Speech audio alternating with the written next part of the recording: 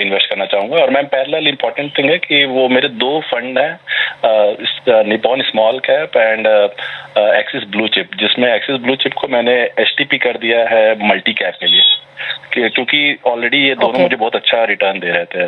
Nippon small cap तो कुछ ज्यादा ही अच्छा रिटर्न दे रहा था, तो मैं चाहता हूँ उसको एसटीपी करना, और किसमें करूँ एंड इफ इट इज मतलब सही मेथड है कि नहीं। ठीक है, पहले तो कंग्रेचुलेशंस आपके न्यू बॉर्न के लिए। और रही बात आपके पोर्टफोलियो की, तो उस पर राय ले लेते हैं। मैं एक चीज क्लियर जानना चाहती हूँ कि आपकी जो 60,000 की एक्टिव एसआईपी चल रही है, उसके अलावा आप 10,000 के अपने बच्चे के लिए करना चाहते हैं, राइट?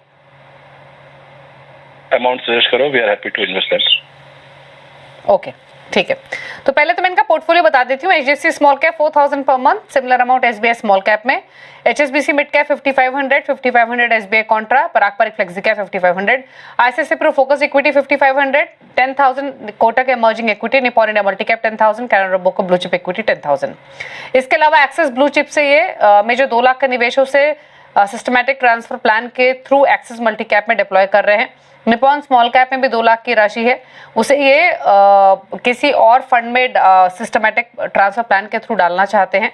कौन से फंड को ऑप्ट करें, निपॉन कैटेगरी का ही या फिर निपॉन स्मॉल कैप में ही इन्वेस्टेड रहें। दूसरा सवाल, 34 लाख इनके पोर्टफोलियो की वैल्यू है, टोटल एसआईपी 60,000 पर मंथ की है, 18 ईयर्स में 7 करोड़ का टारगेट है, प्लस पोर्टफोलियो कैसा जानना चाहते हो। जैसे इन्होंने कहा अपने न्यूबॉर्न के लिए 10,000 या फिर इससे ज्यादा भी डिप्लॉय कर सकते हैं। बच्चे के लिए पोर्टफोलियो बिल्ड कर रहा हो तो किन फंड्स के साथ शुरू करें?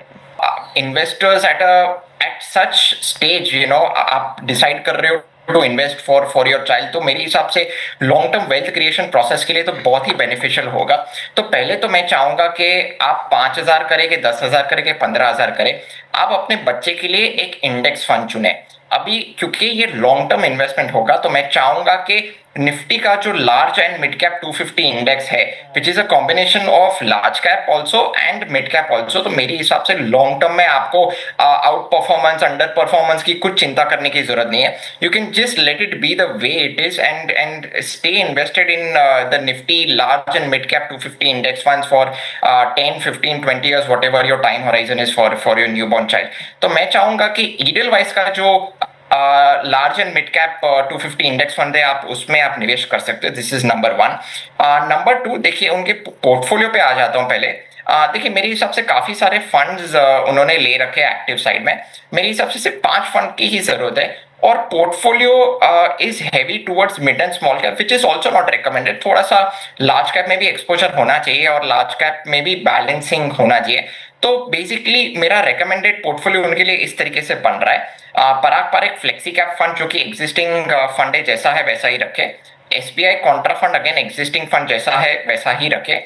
Motilal Oswal Nifty 500 momentum 50 index fund, ये मैं नया फंड इंट्रोड्यूस करने जा रहा हूं। चौथा है कोटक इमर्जिंग इक्विटी फंड, जो कि उनका एग्जिस्टिंग की फंड है, जैसा है वैसा रखे। और एसबीआई स्मॉल कैप फंड जैसा है वैसा ही रखे। सो ये 5 फंड्स में सिर्फ Motilal Oswal Nifty 500 momentum 50 index fund नया फंड इंट्रोड्यूस कर रहा हूं। इसमें 20% एलोकेशन रखे, 20% इक्वल एलोकेशन रखे। मेरे हिसाब से he will be very well sorted for his long term wealth creation. अभी उनका गोल पे आ जाता हूं। देखिए मैं अज्यूम कर रहा हूं 12% compounding returns in equity for the next 18 years।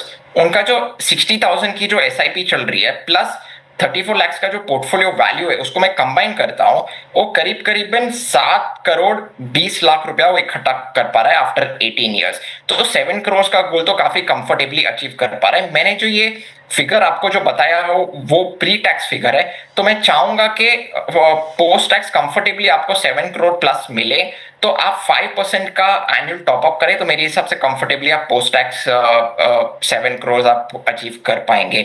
सो मेरे हिसाब से ओवरऑल 60,000 प्लस जो 34 lakh, over and about that 60,000 पे आप 5% का एनुअल टॉपअप करिए। अभी देखिए मैं चाहूंगा कि आप ये जो एग्जिस्टिंग जो पोर्टफोलियो मैंने बताया है, उसमें ही आप एडिशनल सरप्लस आप पंप इन कर सकते हो। Axis as an AMC unfortunately अब रिसेंट टाइम्स में काफी मैनेजमेंट चेंजेस भी हुए हैं, तो whether it be Axis blue chip हो मल्टी कैप हो, मैं चाहूंगा कि एक्सिस एज एन एएमसी को थोड़ा टच ना करे, let it prove it's out performance over the next 2 to 3 years। तो whether it is axis multi cap हो कि फ्लेक्सी कैप हो, कौन सा भी एक्सिस का फंड हो, उसमें आप एसटीपी ना करिए। ओवरऑल एक्सिस मार्केट अभी अच्छा है, अगर आपका जो एक्सिस फंड में पॉजिटिव रिटर्न्स मिल रहा है तो आप उसमें से रिडीम करिए, और वो जो रिडीम करने के बाद जो आपको पैसा मिलेगा वो आपको ये एग्जिस्टिंग जो मैंने आपको रिकमेंडेड पोर्टफोलियो बताया जो कि एग्जिस्टिंग ही है उसमें ही आप डिप्लॉय करिए 20% each. Coming to Nippon India small cap fund, again it's a very brilliant fund, there is no doubt in it, but unfortunately वो अभी 200 स्टॉक के ऊपर चला गया है। पर्टिकुलर फंड साइज में बहुत बड़ा हो चुका है, तो अभी तक तो शानदार रिटर्न्स दिया है, definitely there is no second to that, but आगे only time will tell with this large AUM and with the large number of stocks in the small cap fund किस तरीके से परफॉर्म करेगा, only time will tell. So मैं चाहूंगा कि अभी redeem ना करे, जैसा है वैसा ही रखे, बट आप SBI स्मॉल कैप फंड में आप अगर फ्रेश एलोकेशन करना चाह रहे हैं तो SBI स्मॉल कैप फंड में करिए, मगर ओवरऑल जो मैंने रिकमेंडेड पोर्टफोलियो जो बताया है उसी में ही आप एडिशनल पैसा पंप इन कर सकते हैं। तो गोल तो आपके हासिल हो सकते हैं, लेकिन आशीष जी, लेकिन जैसे बताया ऋषभ ने, थोड़े बदलाव जरूरत है पोर्टफोलियो में, कहाँ किस फंड में कितना डालना है वो डिटेल्स आपने अपनी स्क्रीन पर भी देखी होंगी, ऋषभ ने बताई भी। कई फंड्स हैं जिनसे आपको निकलने की जरूरत है। बड़ा पोर्टफोलियो जरूरी नहीं है, बड़े गोल्स को फुलफिल करने के लिए क्वालिटी फंड्स होने चाहिए।